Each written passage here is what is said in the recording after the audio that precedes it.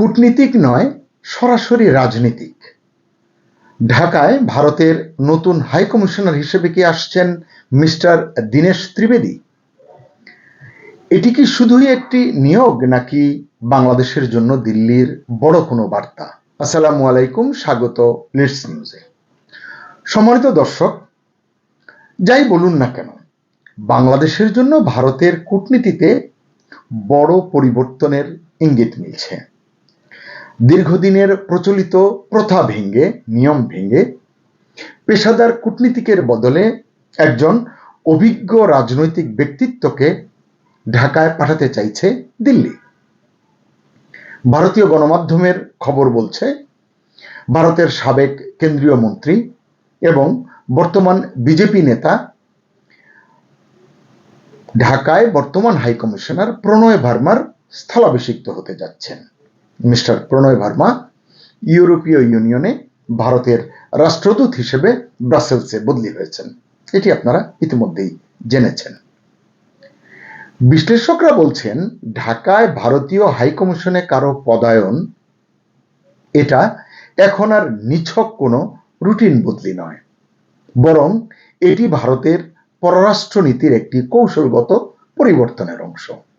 কারণ বাংলাদেশে 2024 সালের 5 আগস্টের রাজনৈতিক পট পরিবর্তনের পর বাংলাদেশ ভারত সম্পর্ক আগের মতো আর নেই।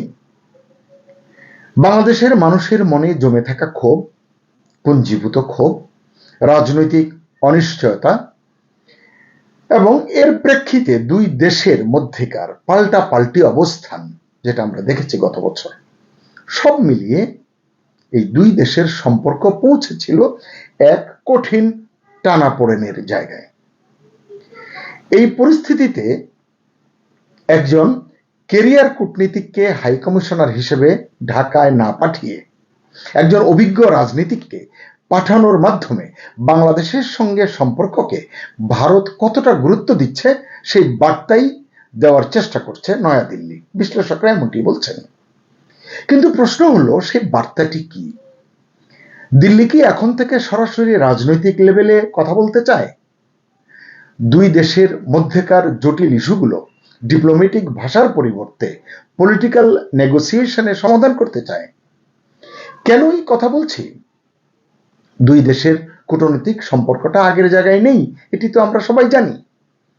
ইউনূসের 18 মাসের অপশাসনে, অকূটনৈতিক কথাবার্তায়, আচার আচরণে, অযোগ্যতায়, অভব্যতায় একেবারে তলানিতে গিয়ে ঠেকেছিল এই দুই দেশের সম্পর্ক।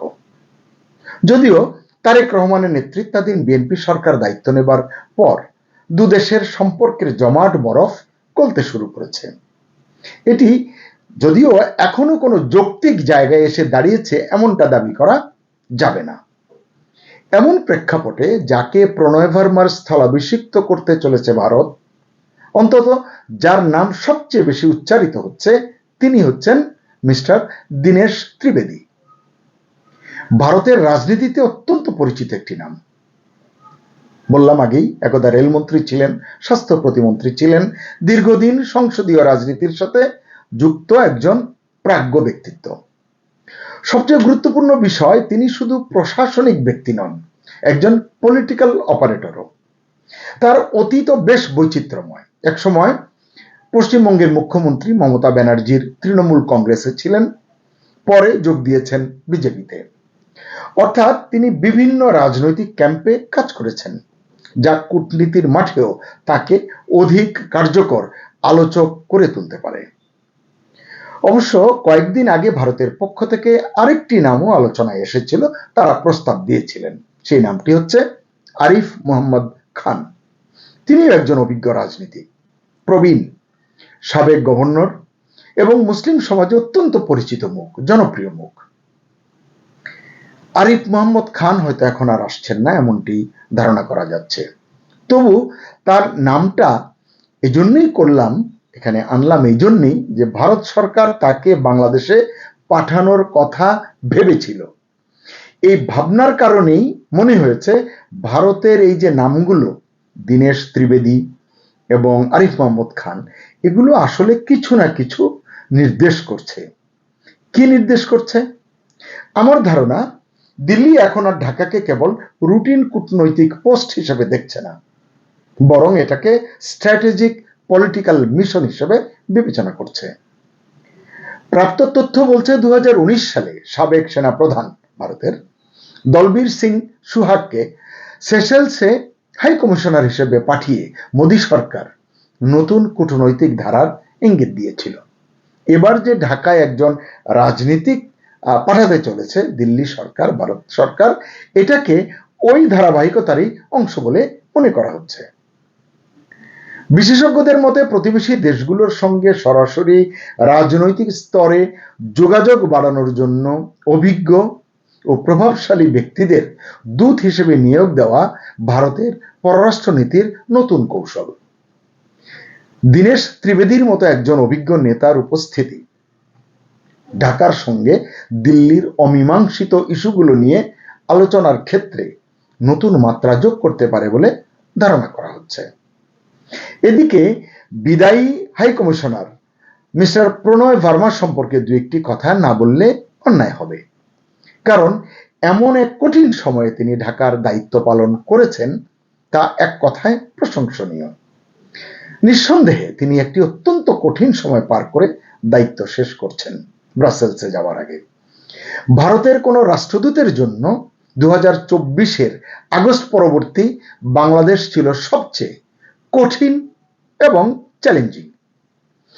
আগস্ট পরবর্তী উত্তপ্ত পরিস্থিতিতে দুদেশের সম্পর্ককে পুরোপুরি ভেঙে পড়তে দেয়নি প্রণয় ভার্মার বিচক্ষণ সিদ্ধান্ত, ঠান্ডা মাথার কর্মকৌশল। আবেগে উত্তপ্ত পরিস্থিতিতেও কি হয়েছে আপনারা সব জানেন।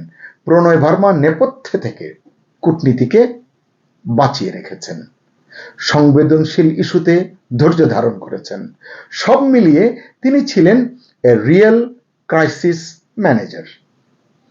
কূটনীতিতে বলা হয়, যখন সব দরজা বন্ধ হয়ে যায় তখন একজন দক্ষ কূটনীতিক জানালা খুলে রাখার পথ খোঁজেন। প্রণয় ভার্মা বাংলাদেশ ভারতের এই দুই দেশের সম্পর্কের ক্ষেত্রে ঠিক সেই কাজটি করেছেন। তিনি এমন এক সময়ে দায়িত্ব শেষ করে ফিরছেন যখন বললাম সম্পর্কের বরফ গলতে শুরু করেছে।